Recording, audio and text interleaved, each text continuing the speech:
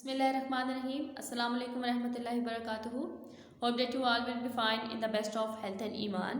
Today we are going to start our first lecture for science grade 3. So students, open your textbook with me. अब यहाँ पे आपके पास सबसे पहले आपका यूनिट नंबर 1 है the human body.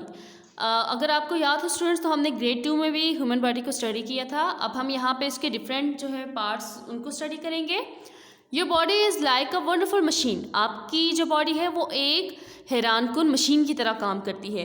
It can do hundreds of different jobs. अब ये मुख्तलिफ सैकड़ों मुख्तलिफ काम कर सकती है।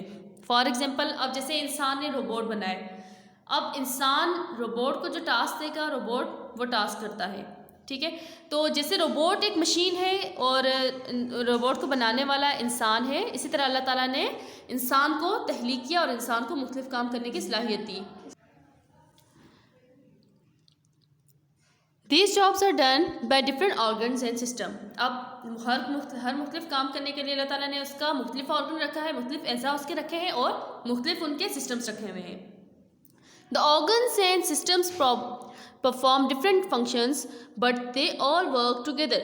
अब ये जो organs हैं, ये system है, जो है ये टास्क तो डिफरेंट परफॉर्म करते हैं, मतलब ये काम मुख्तलिफ तरीके से करते हैं, लेकिन ये सब मिल के काम करते हैं। जैसे कि अब आप देखें, आपके स्केलेटन में एक बोन दूसरे बोन से जुड़ी हुई होती है। आपका जो हड्डियों का ढांचा है उसमें एक हड्डी दूसरी हड्डी से जुड़ी हुई होती है।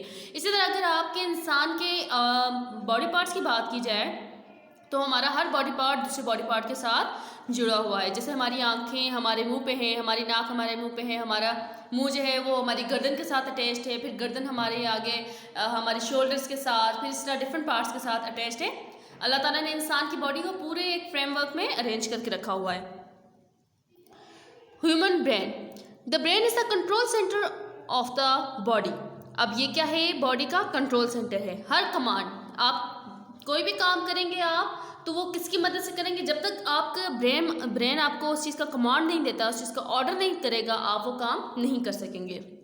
It controls all the systems and organs. ये तमाम सिस्टम्स और ऑर्गन्स को कंट्रोल करता है। अब आपके पास यहाँ पे ब्रेन का स्ट्रक्चर है। अब यहाँ पे जो इसका अपर पार्ट है, इसे कहते हैं सेरिब्रम। अब ये सेरिब्रम क्या करता है? ये मेमोरी को, ये controls memory and thinking, taste, smell, touch, sight and hearing. ये आपके सेंसेस को और आपकी मेमोरी को ये कंट्रोल करता है।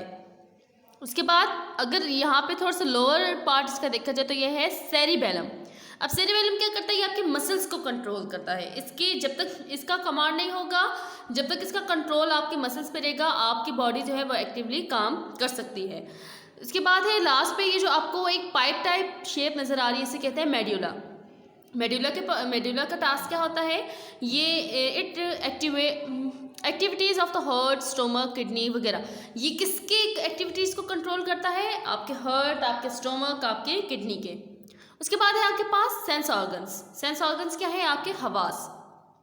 This help us to sense the world around us. Allah ताला ने हमारे आसपास इतनी हसीन, इतनी खूबसूरत दुनिया बनाई है, तो ये उसको सेंस करने के लिए, उसको देखने सुनने के लिए अल्लाह ताला ने हमें सेंसेस अदा किए। The sense organs take in information and send it to our brain so that we can be aware of our environment। अब सेंस ऑर्गन्स क्या करते हैं? हमारे आसपास जो है ये हमारे ब्रेन से इंफॉर्मेशन लेते हैं और उसके बाद हमें दुनिया के ये जो हमारे माहौल के खूबसूरत नज़ारे हैं या खूबसूरत माहौल है से उसके बारे में हमें आगाह करते हैं। और सेंसेस आर इम्पॉर्टेंट। हमारा हर सेंस, हमारा हर हवास जो है हमारे, वो इम्पॉर्टेंट है। They help to keep us safe from danger. ये हमें खतरे से महफूज रहने में हेल्प आउट करते हैं। अब हम इनको ब्रीफली एक्सप्लेन करेंगे। नंबर 1 पे है हमारे पास आइज, आंखें। आंखों का फंक्शन क्या होता है? When the eyes see something, they send a message to the brain। जब हमारी आंखें कोई भी चीज़ देखती हैं तो ये मैसेज डायरेक्टली कहाँ से सेंड होता है? हमारे ब्रेन पे। The brain tells us what we are seeing. अब दिमाग हमें बताता है कि ये हम क्या देख रहे हैं। फॉर एग्जांपल, जब हम बचपन में, जब हम छोटे होते हैं, फिर हम बोलना सीखते हैं, बोलना शुरू करते हैं, हमें हर चीज़ का नाम पता होता है, हमें हर चीज़, कोई काम कैसे करना है, उसके बारे में क्या जुमला अदा करना है, हमें उसके बारे में सिखाया जाता है। तो ये सारी चीज़ें हमारे ब्रेन में स्टोर हो जाती हैं। अब जबकि आप बड़े हो गए हैं, आपको हर चीज़ के बारे में इन्फॉर्मेशन जो है वो आपके ब्रेन में स्टोर हो गई है। फॉर एग्जांपल अब अगर मेरे आगे ये बुक है, मैं इसे देख रही हूँ, तो मेरा ब्रेन मुझे एकदम जो है मैसेज सेंड करेगा कि मैं जिस चीज़ को देख रही हूँ वो एक बुक है, इसका नाम बुक है। क्योंकि बचपन में हमें जिन चीज़ों को हम सीखते हैं वो हमारी ब्रेन मेमोरी में स्टोर हो जाती है, और उसके बाद जब भी हम किसी चीज़ को देख रहे होते हैं तो हमारा ब्रेन हमें उसके बारे में इंफॉर्मेशन प्रोवाइड करता है। नंबर 2 पे है ईयर्स, कान। The ears receive sound from outside. अब हमें बाहर से आने वाली कोई भी साउंड होती है वो किसकी मदद से पता चलती है? वो ईयर्स की मदद से। The sounds are carried to the brain. अब ये साउंड कहाँ जाता है? दिमाग तक ये दिमाग तक लिया जाता है। The brain tells us what is making the sound and where the sound is coming from. अब दिमाग आपको ये चीज़ बताता है कि ये साउंड किस चीज़ की है और ये कहाँ से आ रही है। फॉर एग्जाम्पल अगर आपके पास से कोई बिल्ली गुजर रही है, कोई कैट गुजर रही है, और जाते वक्त वो गुर्राते हुए जाती है, तो आपको फ़ौरन से वो आवाज़ आप फ़ौरन से रिकग्नाइज़ करेंगे। आपके कान में बिल्ली की गुर्राने की आवाज़ आएगी तो आपका दिमाग फ़ौरन आपको बताएगा कि ये आवाज़ बिल्ली की है, कि मियाऊं करके बिल्ली बोलती है, और ये आवाज़ आ कहाँ से रही है, जिस साइड से आपके वो आवाज़ आ रही है वो ब्रेन आपका वहाँ से आपको मैसेज भी देगा कि आपके लेफ्ट से आ रही है, राइट से आ रही है, फ्रंट से आ रही है या बिहाइंड से आ रही है। और eyes enables us to hear and also help us to keep our balance. हमारे कान जो है हमें सुनने में मदद करते हैं, और इसकी वजह से हमारे कान का हमारे सुनने का तवाज़ुन भी बरकरार रहता है। Now the next one is nose. अब नाक का फंक्शन क्या होता है? Many things give off smell, scents and odours. हर चीज़ की खुशबू भी होती है और बदबू भी होती है। This smells travel through the air. ये हवा के साथ ये स्मेल जो होती है एक कोने से दूसरे कोने तक पहुंचती है। The nerves in the nose receive these smells. The brain tells us if the smells are present or not. अब ये स्मेल्स जो होती है हवा के साथ जब ट्रैवल कर रही होती है तो हमारी नाक तक पहुंचती है, और नाक से फिर जब ये स्मेल, फिर हमारा ब्रेन हमें कमांड कर रहा होता है, हमें ऑर्डर कर रहा होता है, मैसेज दे रहा होता है कि बता रहा है कि ये स्मेल अच्छी स्मेल है, प्रेजेंट है, खुशगवार है, या फिर कोई ये एक बदबू है जो अनप्लेजेंट स्मेल है जो आपके नाक को चुभती है, जो आपको पसंद नहीं है। नंबर 3 पे है टंग, जुबान। The tongue helps us to taste things. The tongue is covered with the tiny pores which taste different things. अब ये क्या करते हैं, टंग क्या करती है? डिफरेंट टेस्ट, ये हमें डिफरेंट चीज़ों के टेस्ट के बारे में बताती है। और अगर आपकी ज़ुबान, अगर आप मिरर के आगे भी देखें, शीशे के आगे अपनी ज़ुबान अगर आप थोड़ा सा बाहर निकाल के देखें तो आपकी ज़ुबान के ऊपर छोटे छोटे पोर्स होते हैं जिसे टेस्ट बर्ड्स कहा जाता है। ये चीज़ें, ये जो छोटी छोटी आपके ऊपर ये जो पोर्स हैं, ये आपको हेल्प आउट करती हैं किसी भी चीज़ के टेस्ट फाइंड आउट करने में, कि वो खट्टा है, मीठा है, नमकीन है, कड़वा है, बेजायका है, क्या है।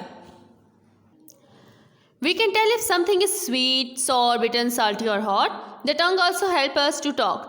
अब ज़ुबान की मदद से हम बात भी कर सकते हैं। इंसान जो बातें करता है, जो कलाम करता है, जब किसी से हम कलाम होता है तो ये किसकी मदद से होता है? अल्लाह ताला ने बोलने के लिए भी ज़ुबान अल्लाह ताला ने इंसान को अता किया। अगर ज़ुबान ना हो तो हम बहुत सी चीज़ों से महरूम हो जाएं, बोलने से, किसी चीज़ के जायका प्रॉपर उसका जायका फील करने से हम महरूम हो जाएं। नंबर 3 है skin. Skin helps us to feel just under the surface of the skin और द एंड्स ऑफ नर्व्स। ये हमें क्या करते हैं? कोई भी चीज़, किसी चीज़ के बारे में फील करने के लिए हमें हेल्प आउट करती है। और ये कैसे करती है? क्योंकि हमारी स्किन के नीचे नर्व्स होते हैं। When we touch something, the nerve endings send a message to the brain. We can feel heat, cold, pressure and pain. We can feel it something is hot or soft. अब जैसे ही हम किसी चीज़ को touch करते हैं तो हमें क्या होता है कि हम वो मैसेज आता है डायरेक्ट ब्रेन तक, और ब्रेन आपको बताता है कि वो चीज़ हार्ड है, सॉफ्ट है, या आपको कोई चीज़ सख्त लग रही है, या कहीं पे दर्द हो रहा है, कोई चीज़ आपको गर्म लग रही है, ठंडी लग रही है, कोई खुरदुरी सी है। तो ये सब किसकी मदद से पता चलता है आपको? स्किन की मदद से। फिर है the system of the body. अब आपकी बॉडी के सिस्टम्स।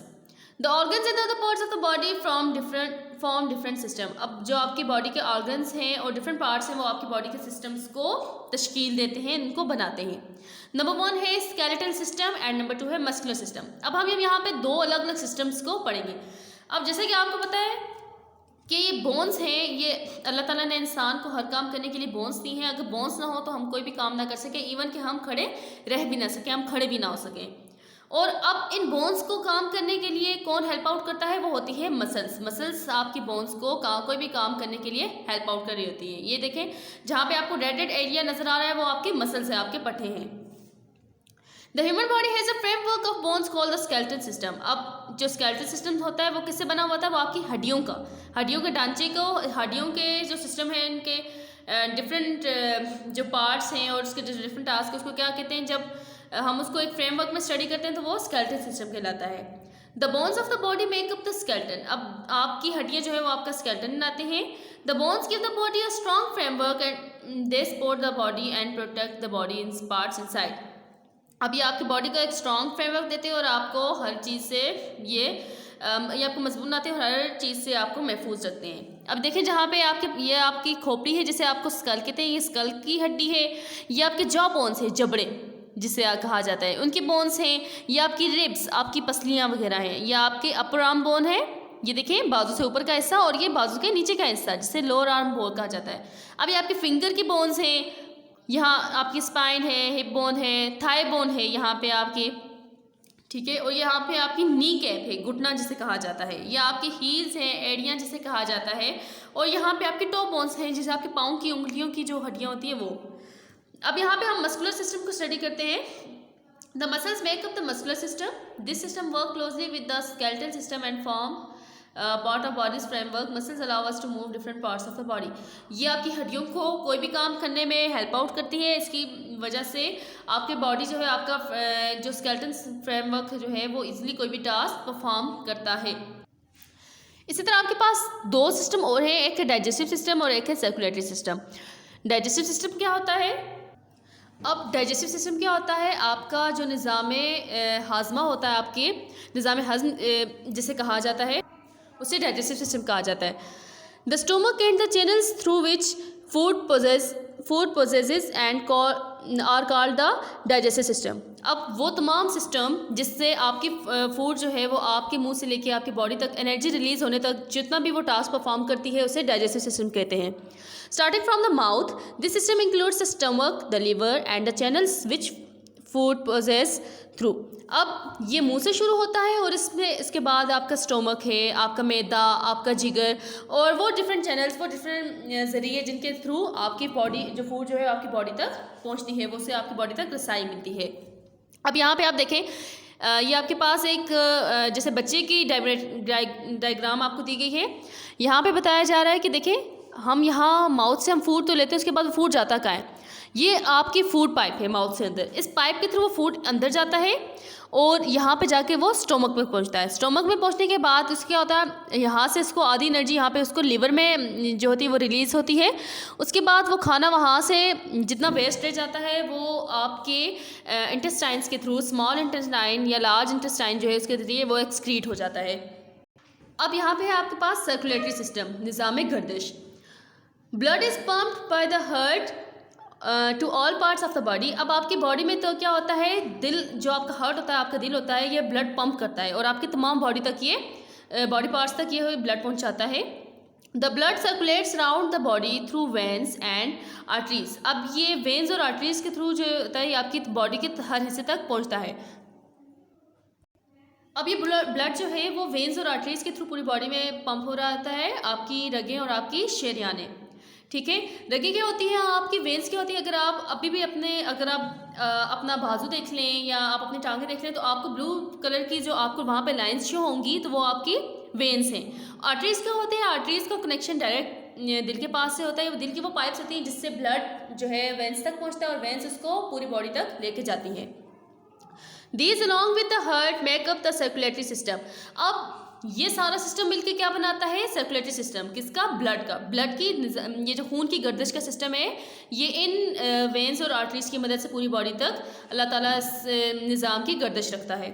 अब जैसे कि यहाँ पे आपको डायग्रामेटिकली भी बताया गया है, ये आपका हार्ट है, ये आपकी आर्टरीज है, ये जो हार्ट के पास है, और ये आपकी वेन्स हैं all over the body.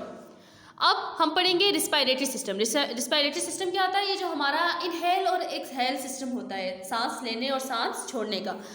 The respiratory system consist of the nose, wind pipe and lungs. अब ये क्या होता है, नोज से, विंड पाइप से या लंग्स का जो सिस्टम इन्वॉल्व उसमें होता है वो रिस्पायरेटरी सिस्टम होता है। इन चीज़ों की मदद से हम जो है वो सांस ले सकते हैं।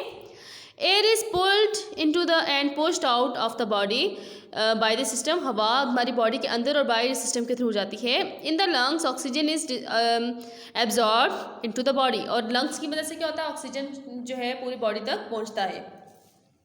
फिर है आपका nervous system. The brain and the nerves from the nervous system form the nervous system. अब आपका दिमाग और आपकी जो नर्व्स होती हैं वो आपका नर्वस सिस्टम तश्कील देती हैं। The nerves in the body receive signals from the sense organs and take message to the brain. अब ये क्या करते हैं, आपके सेंस ऑर्गन से सिग्नल्स लेते हैं, जैसे कि हमने साइट, टेस्ट, टच, हमने ये वाले सेंसेस पढ़े थे ना कि जब हम किसी चीज़ को साइट कर रहे होते हैं, टेस्ट कर रहे होते हैं या टच कर रहे होते हैं, तो उसके बाद क्या होता है, उसके बाद वो मैसेज आपके ब्रेन तक पहुंचता है और आपको आपका ब्रेन आपको उसके बारे में इंफॉर्मेशन देता है कि आप क्या देख रहे हैं, या आप किस चीज़ की स्मेल ले रहे हैं, या आप क्या चीज़ खा रहे हैं, चख रहे हैं, उसका जायका कैसा है। ये सारा किसकी मदद से होता है, नर्वस सिस्टम की वजह से। ब्रेन और नर्व्स मिलके हमारा नर्वस सिस्टम जो है वो इस्टेब्लिश करते हैं। उसके बाद है एक्सक्रीटरी सिस्टम। एक्सक्रीटरी सिस्टम क्या होता है, throughout the system we are able to get rid of all the waste products of the body। हमारी बॉडी का जितना भी, जैसे हम खुराक लेते हैं उसमें से जितने से हमें एनर्जी हमें एनर्जी मिलती है, एनर्जी हम करते हैं रिलीज़ करते हैं, उसके बाद जो हमारा वेस्ट मटेरियल होता है वो एक्सक्रीटरी सिस्टम के थ्रू वो हम उस वेस्ट मटेरियल को हमारी बॉडी एक्सक्रीट कर देती है।